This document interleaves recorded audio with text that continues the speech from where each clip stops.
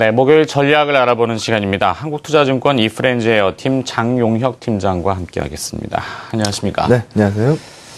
자, 코스피는 아직도 2000포인트 밑쪽에 있고요. 1990포인트에 거의 고정되어 있는 느낌입니다. 근데 뭐 외국인 투자들이 수급은 계속 들어오는 것 같은데 일단 글로벌 자금 시장 동향부터 좀 파악해 봤으면 좋겠는데요. 네, 어제 옐런 코멘트가 또다시 시장 영향을 좀 줬는데 어느 장단에 맞춰야 되는 건지 모르겠습니다.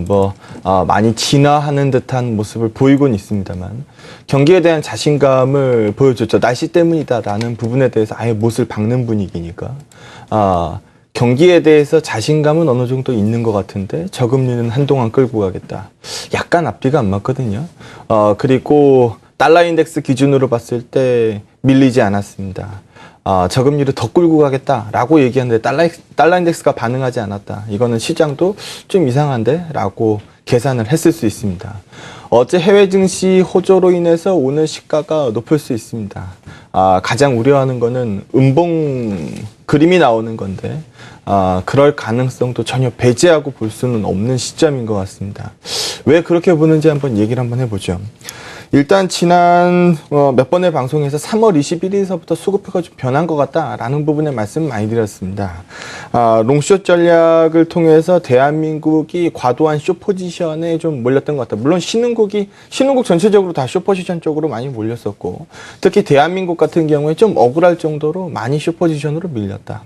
근데 이 숏 포지션으로 밀리면서 매도가 좀 언더슈팅을 이끌어냈을 거고 그 부분이 균형을 찾아가는 과정에서 때마침 외국인들의 자금, 신흥시장 쪽으로의 자금 흐름이 나름 괜찮았었다. 요 차트 한번 보시면은요. 정말 때마침이라는 표현이 맞을 것 같습니다. 여기도 신흥시장으로 쏠려 있었던 과도한 숏 포지션에 대해서 좀 균형을 잡자. 왜 미증시, 대표적인 롱사이드 쪽에서 고밸류에이션 종목들이 빠지고 왜 그 타이밍에 딱 맞춰서 신흥증시 쪽으로 자금이 들어갔겠느냐. 과도한 롱숏에서 어느 정도 균형을 잡으려고 시도를 한 것 같다. 이렇게 보시면 될 것 같은데 이 타이밍에 맞춰서 3월 21일서부터 누적으로 봤을 때 외국인들 현물로 3조 원 정도 들고 있는 상황이고요. 선물 수로는 한 2조 5천억 정도 되고 있는 상황입니다. 같은 기간 원화 강세, 즉 원달러가 빠지고 있는 그림이었기 때문에 원화 강세를 등에 업은 외국인들의 수급표 강화, 이게 시장을 들어 올린 거죠. 그럼 앞으로도 같은 컨셉 아닙니까? 소위 시장을 들어 올릴 부분이 얼마나 이어지느냐, 이거 쳐다보는 겁니다. 달러가 얼마나 얌전한 수준에 오래 머물 수 있느냐. 어제 옐런은 분명히 강한 코멘트, 비둘기적 코멘트를 했음에도 불구하고 달러 인덱스는 빠지지 않았어요. 그리고 원화가 얼마나 더 강해질 수 있느냐. 이번에 1030번 구간에서 당국의 구두 개입이 한번 나왔죠. 그리고 나서 그 이후로 그 밑에서는 건드리지 못하고 있습니다. 또 외국인들의 수급표가 얼마나 더 매수를 가담해 줄 수 있느냐. 이 세 가지에 중심 맞춰서 포커스 보시면 될 것 같습니다.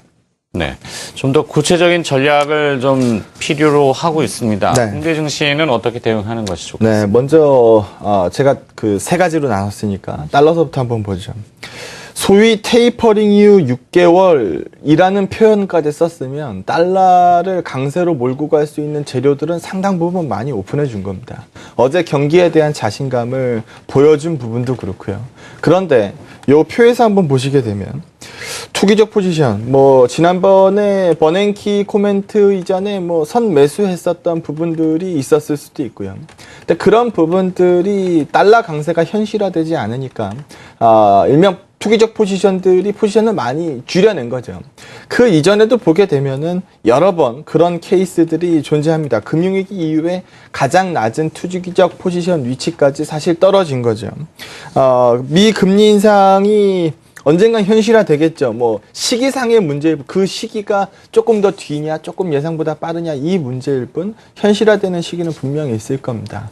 달러가 강세로 변하는 부분에 대해서 우려하는 시각들이 상당히 많은 게 사실인데, 아이러니한 점은 뒷페이지에서 보시면, 앞서서 투기적 포지션이 저점을 찍을 때마다 요 구간들인데요. 이 흐름 이후에 모두 다 아이러니하게도 3개월 이내에 달러 강세가 재현됐다라는 점입니다. 소위 말해서 달러 투기 포지션 털리고 나서 오르는 모습이 현실화되는 경우가 굉장히 많았다라는 거죠.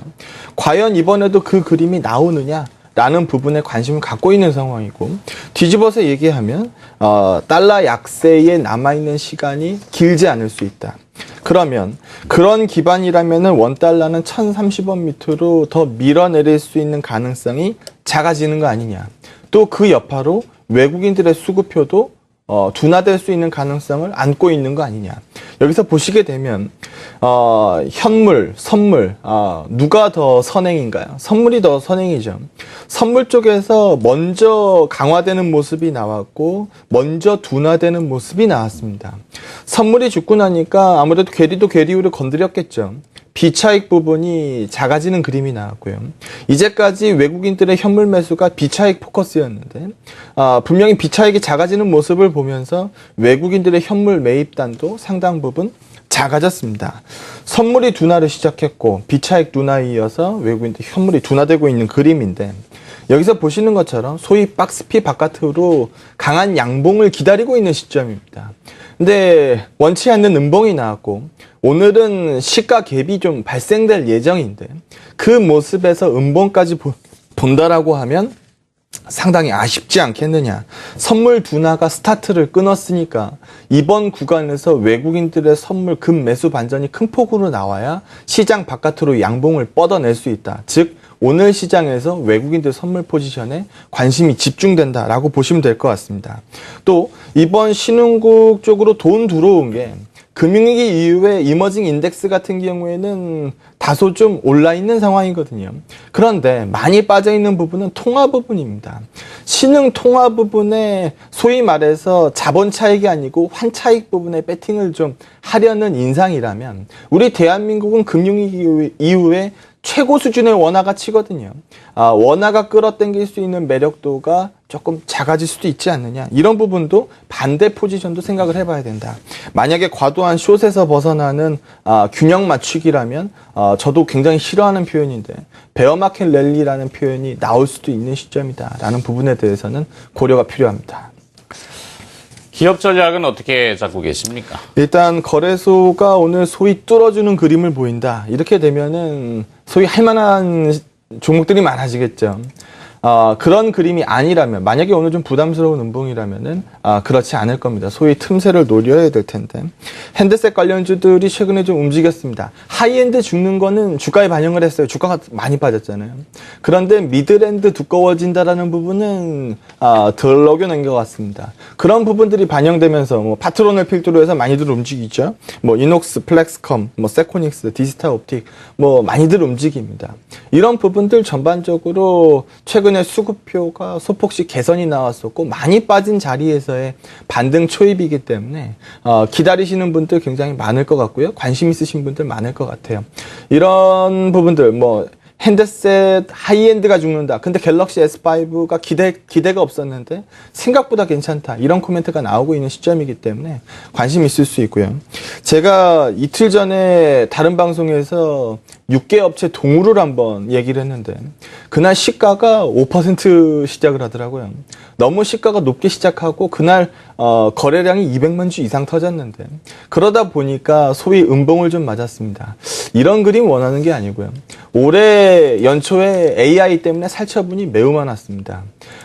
당시에 병아리 시세가 100원이었어요. 지금 500원입니다. 생계 시세는 킬로그램당 2,000원이 안 했어요. 지금 2,490원입니다. 많이 올랐죠. 초중 말복을 앞두고 있는 시점이고 스포츠 이벤트 오늘 뭐 인천 아시안 게임이라든지 뭐 월드컵도 있고 이런 부분들도 남아 있는 부분.